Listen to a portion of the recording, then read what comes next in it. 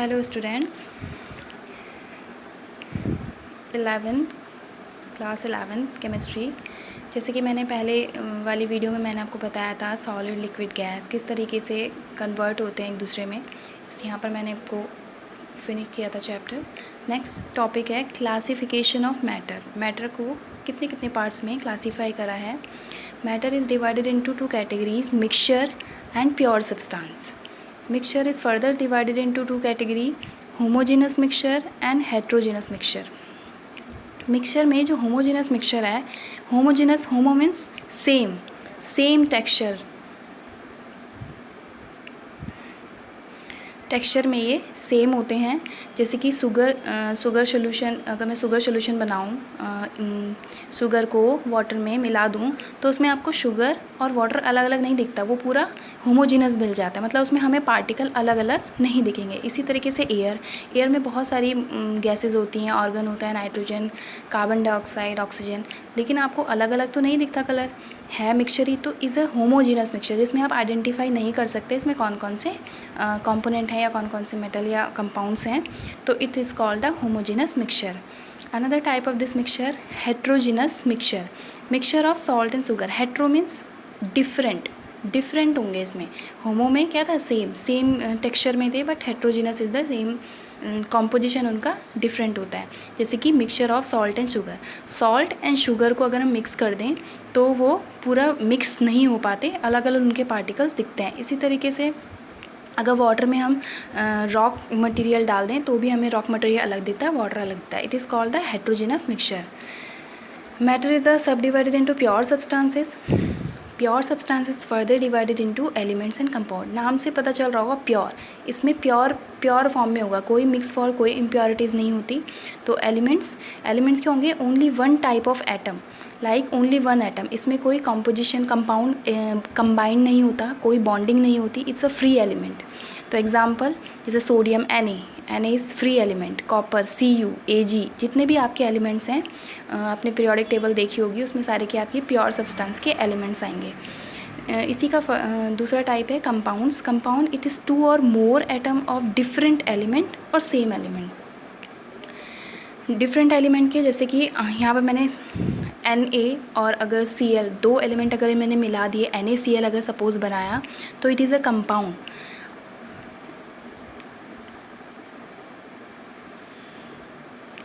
जैसे कि H2O देखिए कंपाउंड है, इसमें हाइड्रोजन और ऑक्सीजन अलग अलग एलिमेंट हैं। तो टू एलिमेंट जब different type of element combine together to form a compound. NH3 में नाइट्रोजन एंड हाइड्रोजन अलग अलग एलिमेंट है। शुगर में भी आपका कॉम्पोजिशन आपको पता है, शुगर का कॉम्पोजिशन कार्बन, हाइड्रोजन और ऑक्सीजन, 3 एलिमेंट से होते हैं उसमें। इसी तरीके से नेक्स्ट टॉपिक है properties of matter. These properties can be classified into two categories, physical properties. These can be measured or observed without changing the identity or the composition of the substance. Physical property वो property होती है जिस पे अगर हम उसे identify करें तो वो अपनी आइडेंटिटी खोता नहीं है किसी भी एलिमेंट की। जैसे कि देखने पे जैसे हमें चला, अगर मैं शुगर की बात करूँ तो शुगर का कैसा टेक्सचर होता है, देख के आप क्या कहेंगे कि उसका कलर कैसा है, वाइट। ऑर्डर यानी कि स्मेल क्या है, स्वीट सी स्मेल है। Melting point, boiling point is a fixed, इसमें कोई चेंज नहीं होगा। डेंसिटी उसकी फ़िक्स होती है, बॉइलिंग पॉइंट इसका फिक्स होता है, मेल्टिंग पॉइंट इसका फिक्स होता है। तो these can be observe without changing the identity. अगर हम उसको स्टडी करने जाएँ तो अपनी वो आइडेंटिटी नहीं खोते हैं। तो it's opposite of the chemical properties क्या होंगी, these properties in which a chemical change in the substance takes place. Chemical change उसमें हो जाता है। अगर हम इसके केमिकल प्रॉपर्टीज़ को स्टडी करने जाते हैं, ऑब्जर्वेशन करने जाते हैं, तो हम उसकी आइडेंटिटी को फिर से नहीं देख सकते। कोई केमिकल रिएक्शन है अगर मैंने करी उसको आइडेंटिफाई करने के लिए कि वो एलिमेंट है या नहीं, सपोज़ मैंने एसिड के साथ रिएक्शन कराई, तो वो जब दोबारा एसिड के साथ कोई भी कंपाउंड रिएक्ट करता है या सॉल्ट के साथ रिएक्ट करता है तो फिर से हमें वही एलिमेंट नहीं मिलता है। इट मीन्स वो आइडेंटिटी अपनी खो देते हैं। और फिजिकल प्रॉपर्टी में ऐसा नहीं होता, वो अपनी आइडेंटिटी मेंटेन करके रखते हैं। एग्जाम्पल जैसे कि एसिडिटी, बेसिडिटी, हम एसिडिटी निकालते हैं, एसिड उसमें ट्रांसफ़र करके, बेसिसिटी बेस ट्रांसफ़र करके। ऐसी कंबस्टिबिलिटी मतलब हम उसको कंबस्ट कर देंगे, जला दें, तो वो दोबारा से हमें नहीं मिल सकता। It is called the chemical property. Quantitative manner में हम फिज़िकल प्रॉपर्टी को आइडेंटिफाई करते हैं। नेक्स्ट टॉपिक है measurement of physical property. Quantitative measurement of properties is required for scientific investigation.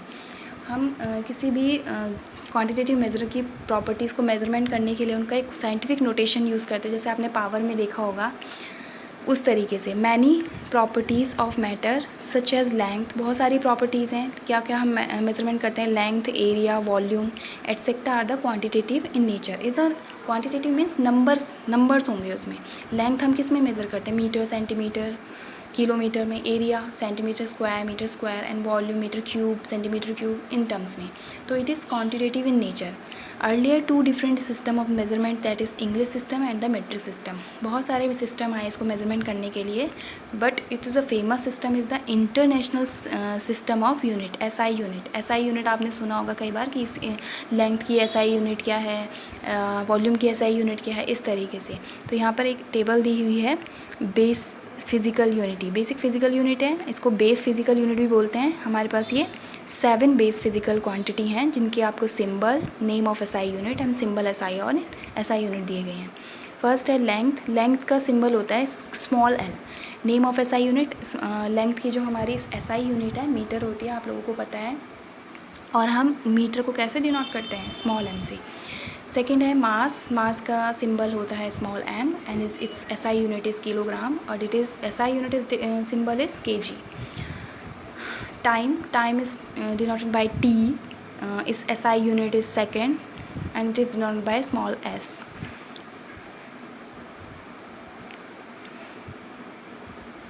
Electric current next. Electric current, it is current, it is denoted by capital I और name of the SI unit ampere, और ampere को हम denote करते हैं capital AC। Thermodynamic temperature is denoted by capital T, it's SI unit is kelvin and it's denoted by capital K। Amount of substance N होता है इसका symbol. Amount किस में है, SI यूनिट इसकी मोल, और हम MOL, स्मॉल MOL से इसको SI यूनिट को डिनोट करते हैं। ल्यूमिनस इंटेंसिटी होती है IV से हम इसको डिनोट करते हैं, इसकी SI यूनिट होती है candela and it is denoted bye CD। इसके बाद नेक्स्ट टॉपिक है, कुछ बेसिक टर्म्स हैं जैसे कि mass and weight. Mass and weight क्या है, mass refers to the amount of matter while weight is measured in terms of force exerted by gravity on any object. Mass और weight क्या है, mass refer to the amount of matter, जितना matter का amount होता है उसको while weight is measured in terms of force के terms में हम उस मास को लिखते हैं। एंड जितना ग्रेविटी एक जगह से दूसरी जगह में उसको हेल्प कर, उसकी पोजीशन चेंज करने में उसको जितना टाइम लगता है या उसको निकालने के लिए, तो उसका मास होता है। And SI unit of mass is the kilogram. Mass is called the weight, किसी भी मैटर का वेट या किसी भी सब्सटेंस का वेट क्या है, मास क्या है। नेक्स्ट है इसका volume. Volume is given by the quantity of a 3 dimensional space. जितना भी स्पेस है, कोई भी एक अगर मैंने क्यूब ले लिया तो क्यूब के अंदर कितना मटेरियल, हम कितना स्पेस उसमें है, वो उसका वॉल्यूम होगा। तो 3 dimensional space that is enclosed by a boundary, पूरी बाउंड्री के जो अंदर है, that is amount of space occupied by a substance. SI unit is the volume is metre cube. Density is the mass per unit volume. आप सबको पता है कि density equals to mass per volume. Density is the mass per volume. SI unit is SI unit of mass kg and SI unit of volume m3। तो kg metre in words. Temperature, this is a matter physical property and quantifies the common notion of cold and hot. Temperature क्या है, कोई भी matter की एक physical property है, हमें पता चलता है कि ये गर्म है या ठंडी, hot and cold, its identify and it common unit is the measurement includes Kelvin, Fahrenheit and Celsius. The Fahrenheit scale is represented between 32 degree to 212 degree and thermometer with the Celsius scale में calibrated from 0 to 100 degree. At degree Fahrenheit, अगर हम degree Celsius को degree Fahrenheit में convert करें तो 9/5 degree multiply degree Celsius plus 32, and Kelvin में अगर हमें कन्वर्ट करना है डिग्री सेल्सियस को तो 273.15 ऐड कर देते हैं। फिर नेक्स्ट टॉपिक है significant figure. It is new topic for the 11th chemistry. Significant figures are meaningful digits which are known with certainly places, one which is estimated or uncertain. जो uncertain कुछ digits होती हैं उनको हम certain digits में convert करते हैं, उनको लिखने का तरीका, उनको बोलने का तरीका. The uncertainty is indicated by writing the certain digits and the last uncertain digits. कई बार हम last की uncertain digits को क्या करते हैं, रिमूव कर देते हैं. These are certain rules determining the number of. There are certain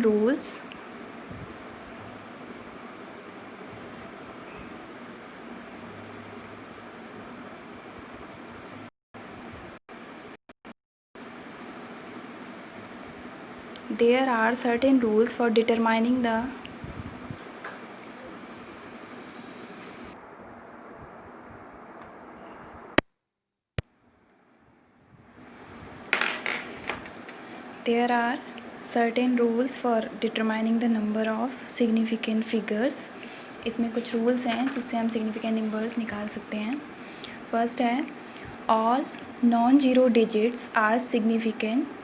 जितनी भी नॉन ज़ीरो डिजिट्स हैं ज़ीरो को छोड़कर, जैसे कि यहाँ पे दिया हुआ है 285. इस 285 में कितनी सिग्निफिकेंट फिगर्स हैं? देयर आर 3, 1 2 3 जितने डिजिट्स होंगी. सिग्निफिकेंट फिगर आर, जैसे कि यहाँ पे देखिए 0.25, ज़ीरो को इसमें काउंट नहीं करेंगे तो कितनी सिग्निफिकेंट फिगर हो गए हमारे? 1 and 2. तो there are 2 significant figure. Second rule है zeros preceding to the first non-zero digits are not significant. Such zero indicate the position of the decimal point. जैसे डेसिमल के पहले जो हमारा नंबर है, डेसिमल के पहले अगर जीरो लग रही है तो उसे हम काउंट नहीं करेंगे. ठीक है. 10 जैसे 0.03 है तो इसमें सिग्निफिकेंट नंबर जो है, सिग्निफिकेंट फिगर जो है हमारे 1 है. The first non zero digits are not significant. जो फर्स्ट नॉन जीरो डिजिट्स हैं उनको हम सिग्निफिकेंट फिगर में काउंट नहीं करेंगे. जैसे 0.0052 है तो इसमें आप ये वाली ज़ीरो आप काउंट नहीं करेंगे तो इसमें सिग्निफिकेंट फिगर हुए 1 and 2. 5 2 है जो 2 डिजिट्स हैं, 5 और 2, 1 and 2 तो 2 डिजिट्स हो गए सिग्निफिकेंट. इसमें कितने डिजिट्स हैं? 1 2 3 सिग्निफिकेंट फिगर.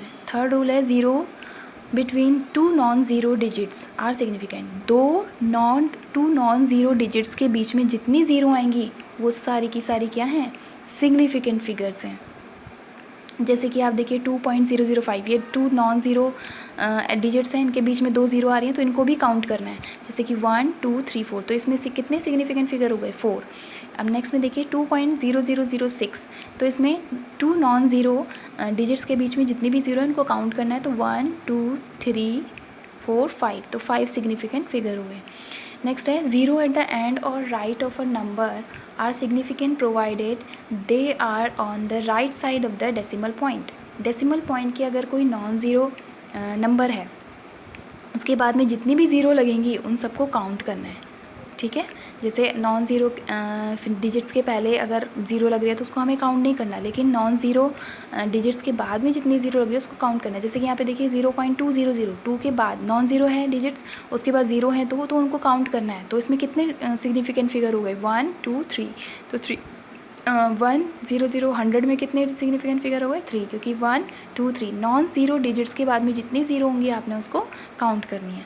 अब इसमें देखिए 1 0 0 जितनी पॉइंट 3 ज़ीरो यहाँ पे 2 ज़ीरो तो 3 और 2 5 और 1 6 डिजिट्स हो गए. ऐसे जैसे इन साइंटिफिक नोटेशंस में अगर ऐसा लिखा हुआ आता है 1 × 10⁻², तो इसमें अगर सिग्निफिकेंट डिजिट्स आप पूछते फिगर पूछते हैं तो इट्स अ 1. वहाँ पर 1 ही है, इसको हमें काउंट नहीं करना है. 1 is the significant figure is 1. इसमें भी जैसे देखिए 1.00 × 10⁻², तो इसमें कितने सिग्निफिकेंट फिगर हो गए? 1 2 3, क्योंकि हमने नॉन ज़ीरो के बाद की ज़ीरो को भी काउंट करना है तो 3 हो जाएंगे इसमें. इसी तरीके से counting the number of object के नंबर को काउंट करना है. इट इज़ 2 balls तो 2 balls 20x या इनफाइनाइट सिग्निफिकेंट फिगर्स हो सकते हैं इसमें. तो these are exact number and can be represented by writing infinite number of the zero, जिसमें बहुत इनफाइनाइट नंबर्स होंगे राइटिंग एज प्रिसीजन, एक न्यू टर्म है precision. Precision is the refers to the closeness of various measurement for the same quantity. इसमें कोई भी value, अगर मैंने बोला 100, अगर हमारी वैल्यू आ रही है 99.5 और एक्यूरेट वैल्यू है 100, तो हम बोलेंगे इज़ अ प्रिसीजन, मतलब वो उसके 100 के क्लोजनेस है, क्लोजनेस वैल्यू आई है हमारी, राउंड फिगर में हम उसे ले लेते हैं.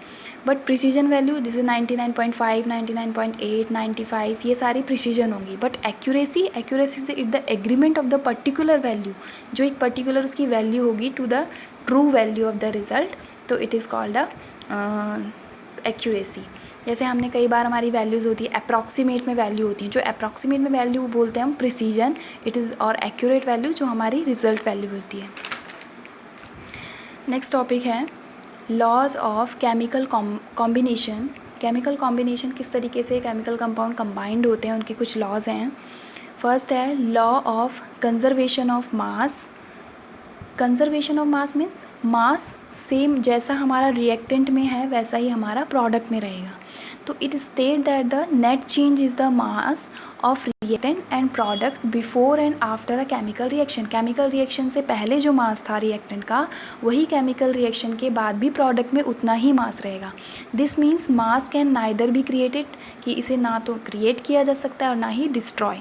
तो that is the total mass in a chemical reaction remains constant. वही है, कंजर्व रहता है, मास कंजर्व रहता है, चाहे रिएक्टेंट हो चाहे product. This law was formulated by Lavoisier. Lavoisier ji ने दिया था ये.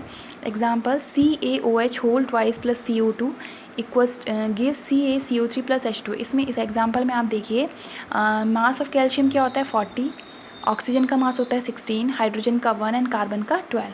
अब हम रिएक्टेंट का मॉलिक्यूलर मास निकालेंगे और इधर प्रोडक्ट का मॉलिक्यूलर मास निकालेंगे, तो देखेंगे अगर वो +2 आता है तो it's obeys the laws of conservation of mass. Molecular mass of the CaOH का होल ट्वाइस देखिए, कैल्शियम का होता है 40 प्लस ऑक्सीजन यहाँ पे 2 है तो 16 होता है एक ऑक्सीजन का, तो 16 2 जा 32 प्लस हाइड्रोजन 2 है, 1 होता है एक हाइड्रोजन का, तो यहाँ पे +2 कैलकुलेट करके आएगा 74. ऐसे ही CO2 का मॉलिक्यूलर मास निकालेंगे तो कार्बन का होता है 12 प्लस ऑक्सीजन का होता है 16, बट यहाँ पे 2 ऑक्सीजन मॉलिक्यूल्स हैं तो यहाँ 32, 16 2 32 ऐड करके आएगा 44. ऐसे ही कैल्शियम कार्बोनेट का Ca कैल्शियम का होता है 40, कार्बन का 12 और 16 ऑक्सीजन का होता है तो 3 है, 16 3 जा 48, तो इन सबको ऐड करेंगे 100 आएगा. H2O का 2 होते हैं हाइड्रोजन और ऑक्सीजन का 16 ऐड करेंगे 18 आएगा. तो आपका रिएक्टेंट क्या था, कैल्शियम हाइड्रोक्साइड 74 प्लस और कार्बन डाइऑक्साइड 44, इन दोनों को ऐड करेंगे तो 118 आएगा. It is the reactant molecular mass. और इधर है आपका कैल्शियम कार्बोनेट और water molecule 100 plus 18 equals to 118. देखिए रिएक्टेंट और प्रोडक्ट दोनों का मॉलिक्यूलर मास क्या है, सेम आ रहा है, तो it conserve the mass in case of reactant और in case of the product. Next law है law of definite proportion. This law was given by the Joseph Proust in 1799. Joseph Proust एक scientist थे, उन्होंने इस law को दिया. He stated that a given compound always contains exactly the same proportion of element by weight. ये क्या है, ये लॉ बताता है कि किसी भी कंपाउंड को अगर हम ब्रेक करें, कहीं से भी लिया जाए, तो उसका एक डेफिनेट प्रोपोर्शन में वो अमाउंट होता है उस एलिमेंट का. When a compound is broken, the mass of the constituent element remains in the same proportion. अगर हम किसी कंपाउंड को ब्रेक करके देखें, सेम ही कंपाउंड है, तो उनका जो प्रोपोर्शन होगा एलिमेंट्स का, कॉन्स्टिट्यूएंट का, वो एक सेम ही रहेगा. जैसे a person living in Australia, एक पर्सन ऑस्ट्रेलिया में रहता है, सेंट 100 ml ऑफ सैम्पल, उसने 100 ml of sample of calcium carbonate का लिया. एक पर्सन ने ऑस्ट्रेलिया के कैल्शियम कार्बोनेट का सैंपल लिया और एक जो दूसरा पर्सन है, पर्सन लिविंग इन इंडिया में रहने वाले पर्सन ने दोनों ने कैल्शियम कार्बोनेट का सैंपल लिया. But the person living in India made his own sample 200 ml. वही बता रही हूँ मैं कि दोनों ने अलग अलग सैंपल लिए, कंपेयर्ड किया गया दोनों को, कैल्शियम कार्बोनेट के सैंपल को, चाहे वो ऑस्ट्रेलिया का हो चाहे वो इंडिया का, एंड उनको देखा गया, उनका रेशियो निकाला गया कि कैल्शियम और कार्बन का कितना रेशियो है.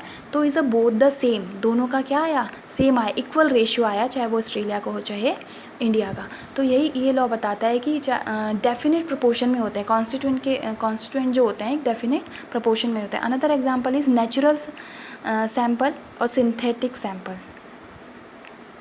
कॉपर परसेंटेज ऑफ कॉपर का अगर हम लें तो 51 पॉइंट, अगर नेचुरल सैंपल हमने लिया है तो उसमें 51.35, और सिंथेटिक मतलब जिसे आर्टिफिशियल यूटिलाइज़ किया गया, बनाया गया है लैबोरेटरीज़ में, उसमें भी सेम रेशियो कॉपर का इतना।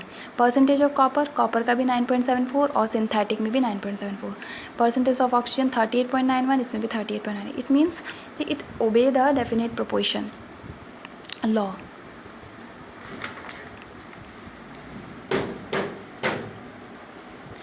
नेक्स्ट है law of multiple proportion. It was proposed by Dalton ने इस लॉ को दिया था 1803 में।